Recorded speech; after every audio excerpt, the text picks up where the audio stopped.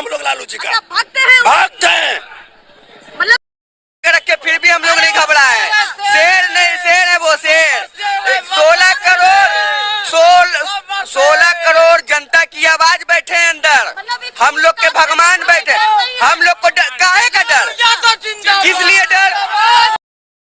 आज मैं बात करूंगा यादवों के ऊपर, जिसको अहीर, गवाला, अभीर वगैरह बोलते हैं, अलग अलग नाम है। आज सोचने की बात यह भी है कि यादवों के पीछे, गवालों के पीछे बीजेपी, ब्राह्मणवादी लोग, मनुवादी लोग क्यों पड़े हुए हैं। आखिर यादवों को झुका करके रखना क्यों चाह रहे हैं। सारी तवज्जो, सारा ध्यान यादवों की तरफ इन लोगों का क्यों है। तो मैं आज आपको बहुत बड़ा कारण बताऊंगा।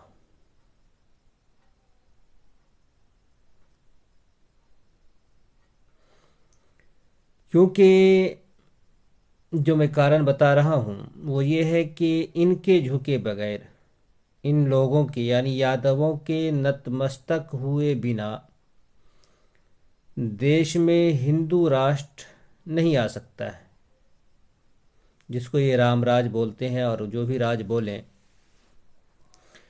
मनुस्मृति और इस जैसी पुस्तक को संविधान की जगह नहीं मिल सकती है।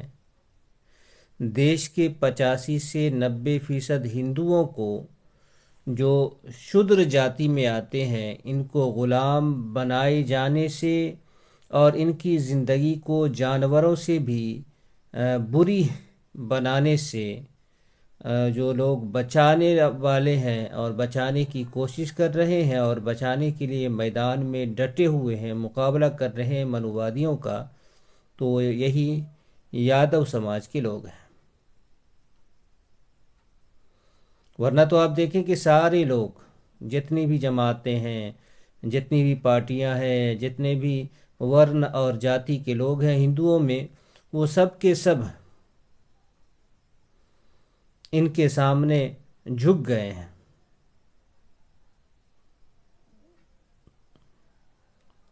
आज सारे लोग, वो लोग जो शूद्र तो दूर की बात, जो दलित हैं, महादलित हैं, वो लोग भी समझते हैं कि हमें हिंदू राष्ट्र में सुकून मिलेगा, चैन मिलेगा, आराम मिलेगा, आराम से ज़िंदगी गुजरेगी। इनको पता नहीं कि हिंदू राष्ट्र में इन लोगों की ज़िंदगी कुत्ते और सूअर से भी बदतर हो जाएगी।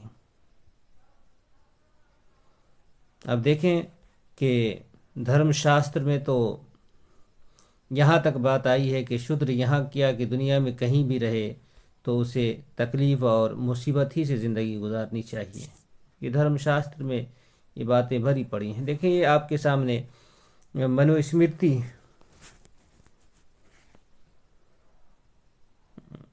खुली हुई है। मैं क्या कहते हैं, गूगल से दिखा रहा हूँ। ये मनुस्मृति का अध्याय 2 और मंत्र है 24। यहाँ आप देखिए क्या लिखा है। अगर बड़ा हो जाए तो बेहतर है। हो गया।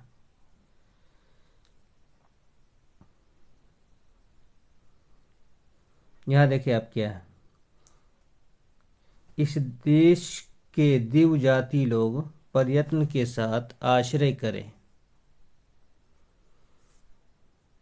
और शूद्र चाहे किसी देश में वृत्ति पीड़ित हुआ निवास करें, यानी तकलीफ में, दुख में, जहाँ भी रहें तो इसी तरह से रहें। ये है मनुस्मृति का कहना और कथन, जिसको बोलते हैं ये मनुस्मृति। और इस तरह के मंत्र आपको सैकड़ों मिल जाएंगे कि कष्ट की ज़िंदगी गुजारना है, परेशानी की ज़िंदगी गुजारना है। तो इन सब चीज़ों से जो मुकाबला करने वाले हैं और जो इन सब चीज़ों को रोके हुए हैं, और मनुवादी की नज़र में जो सबसे बड़ा चैलेंज है जिसको पार करना है, वो यही लोग हैं, यही नौजवान है,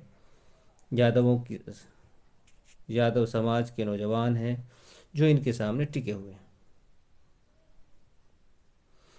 और मैं ये बात चैलेंज के साथ, पूरे सबूत के साथ, और इनकी जितनी भी धार्मिक पुस्तकें हैं उन पुस्तकों को सामने रख कर के ये बात कर रहा हूँ कि आज 80-90% के आसपास जो इन लोगों की आबादी है, शूद्रों की, दलितों की, इन लोगों का कोई भगवान है, देवी देवता है जिनको ये लोग मानते हैं। तो उन तमाम देवी देवताओं में जो ये लोग अपने हिसाब से मानते हैं, उन तमाम में अगर कहा जाए कि सबसे बड़ा कोई देवी देवता जो भी ये लोग मानते हैं, उनमें यही लोग हैं। यही लालू है, तेजस्वी है और इस जैसे लोग हैं, ना कि बीजेपी वाले, और ना ही वो भगवान जिनकी ये लोग पूजा करते हैं, ब्रह्मा, विष्णु, महेश, राम, कृष्ण, कोई भी नहीं है। इन लोगों ने जो ब्रह्मा, विष्णु वगैरह है जो ये लोग मानते हैं, इन्हीं ब्रह्मा, विष्णु, राम, कृष्ण ने इनके लिए गुलामी का रास्ता बनाया है। मैंने कई हिंदुओं से कहा है कि तुम राम के बारे में बात कर रहे हो, राम का कोई एक काम दिखा दो। मोदी जी के 5 काम पूछे जाते हैं, मैं राम का एक काम पूछता हूँ कि एक काम बता दो जो इन 80-90% हिंदुओं के हक में किया हो, अच्छाई के लिए, भलाई के लिए किया हो। कोई नहीं बता सकता है, क्योंकि राम ने इन 80-90% हिंदुओं के लिए एक भी भलाई का काम नहीं किया। अब बिहार के इन 90% हिंदुओं को सोचना चाहिए कि वो क्या करें, और जिसमें शर्म नहीं है, लज्जा नहीं है, कुछ नहीं है, बस यूं ही एक जानवर की ज़िंदगी गुजारना चाहते हैं, तो फिर वो कहीं जा सकते हैं, बीजेपी की तरफ जाए, जिसकी तरफ जाए। लेकिन जिसमें लज्जा है, शर्म है, तो वो मेरे ख्याल से इसको नहीं छोड़ सकता है।